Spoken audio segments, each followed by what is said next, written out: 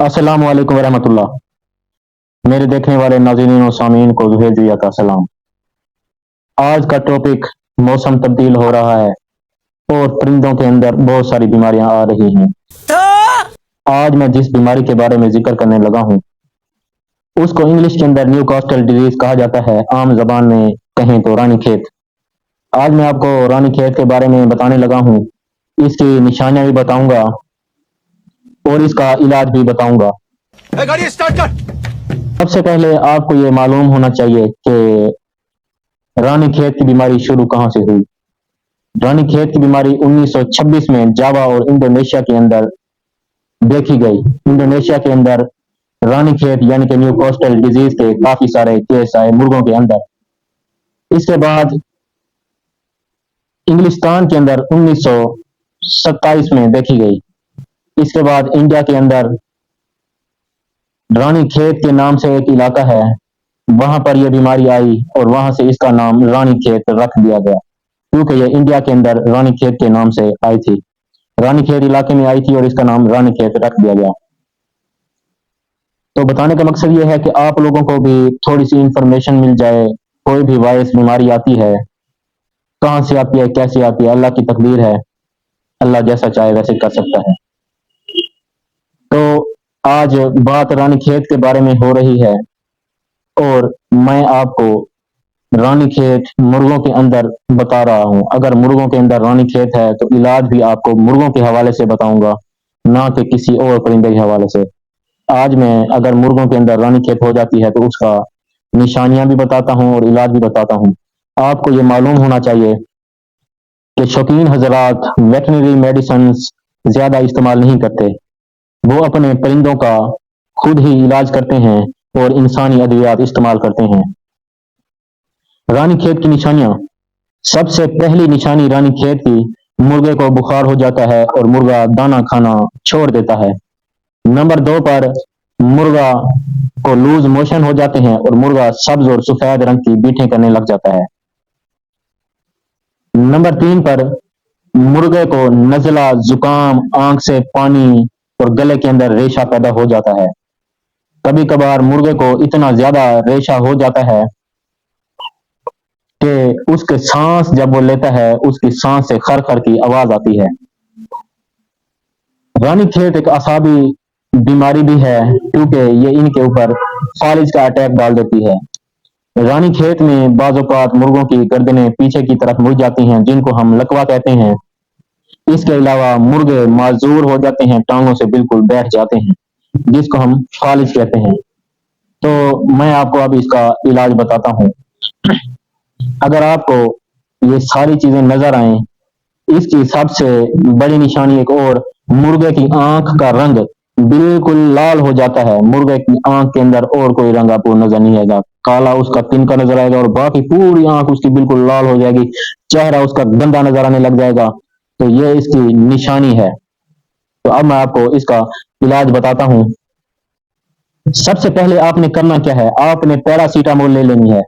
Paracetamol formula है, ये आप पैरासीटामोल में पैनाडोल भी आ जाती है, कालपोल भी आ जाती है। मैं आपको पैनाडोल रिकमेंड नहीं करूंगा, मैं आपको कालपोल रिकमेंड करूंगा। कालपोल आपने इसको एक गोली खिला देनी है। एक गोली खिलाने से इसका बुखार उतर जाएगा और मुर्गे को काफी बेहतरी महसूस होगी। पैरासीटामोल एक जान बचाव वाली दवाई है, ये इनकी जान बचाने में मदद करती है। इसको आबे हयात कह दें तो कोई कम बात नहीं होगी। नंबर 2 पर अगर मुर्गा सांस ले रहा है और उसमें से खर खर की आवाज आ रही है, उसके गले के अंदर रेशा, आंखों के अंदर पानी, नजला हो गया है, तो आपने इसके लिए एरिथ्रोमाइसिन की 250 mg की गोली, आधी गोली एरिथ्रोमाइसिन और आधी गोली कालपोल यानी कि पैरासीटामोल फॉर्मूले की आपने इसको दे देनी है। और इसके साथ एक कैप्सूल ऑक्सीटेट्रासाइक्लिन रोजाना की बुनियाद पर आपने अपने मुर्गे को देना है। इससे उसका नजला, आंखों के अंदर से पानी और गले का रेशा इंशाल्लाह खत्म हो जाएगा। मुर्गे को लूज मोशन है, बहुत ज्यादा पीठ कर रहा है, उसको दस्त लगे हुए हैं, तो आपने 200 mg की गोली फ्लेजर उसको खिला देनी है। इसके साथ आपने इसको निमकोल वाला पानी इस्तेमाल करवाना है। इंशाल्लाह चंद ही दिन के अंदर आपका मुर्गा ठीक हो जाएगा। रानी खेत की बीमारी में रानी खेत के इंजेक्शन लगाए जाएं तो ये भी बड़े कारआमद साबित होते हैं। रानी खेत के इंजेक्शन में सबसे पहला वेटरनरी इंजेक्शन मैं आपको बताने लगा हूं, वो है लिंकोमाइसिन या लिंकोस्पारा। नंबर 2 पर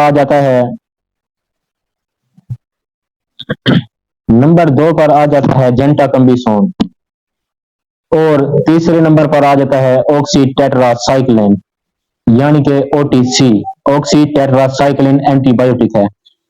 इसके अलावा शौकीन हजरात न्यूरोबियान और पेनिसिलिन का टीका भी अपने परिंदों को लगाते हैं, इससे इनकी कुव्वत मुदाफ़त बढ़ती है। बीमारी के दौरान आपने अपने परिंदों को खुराक बहुत ही कम देनी है। अगर परिंदे ने खुराक ज्यादा खा ली और उसने पोटा जाम कर लिया तो इससे आपके परिंदे को जान का खतरा होगा। कोशिश करें कि अपने परिंदे का पोटा साफ कर लें। साफ नहीं कर सकते तो खुराक इतनी दें कि वो हजम कर जाए। अगर परिंदा भूखा रहेगा तो कोई भी मसला नहीं है। इसके अलावा मैं आपको बताऊं कि होम्योपैथी की भी दवाएं आती हैं, जिसमें एक लाल डब्बी वाली रानी खेत के नाम से दवाई है, जिसके ऊपर मुर्गा और मुर्गी की तस्वीर बनी हुई है, बहुत ही अच्छा काम करती है। इसके अलावा दूसरी होम्योपैथी की दवाई है जो कि एंडीक्योर के नाम से जानी जाती है। इसके अलावा और भी बहुत सारी अद्वियात आपको मिल जाएंगी, लेकिन शौकीन हजरात सिर्फ और सिर्फ इंसानी अद्वियात इस्तेमाल करते हैं अपने परिंदों के इलाज के लिए, और मैं भी वेटनरी की तरफ नहीं जाता, मैं भी इंसानी दवाइयां इस्तेमाल करता हूं। तो उम्मीद है कि आपको रानी खेत की मुकम्मल इंफॉर्मेशन मिल चुकी होगी और आप लोग रानी खेत न्यूकास्टल डिजीज के बारे में जान चुके होंगे। ये खतरनाक जानलेवा बीमारी है, तो इसका बेहतरीन इलाज वक्त पर वैक्सीन करवाना है। तो इसी चीज के साथ मुझे दीजिए इजाजत। ऐसी अच्छी अच्छी वीडियोस के साथ डेली मुलाकात होगी। मिलेंगे कल नई वीडियो के साथ, नए टॉपिक के साथ, नए कंटेंट के साथ। जी अमानिल्लाह, अल्लाह हाफिज।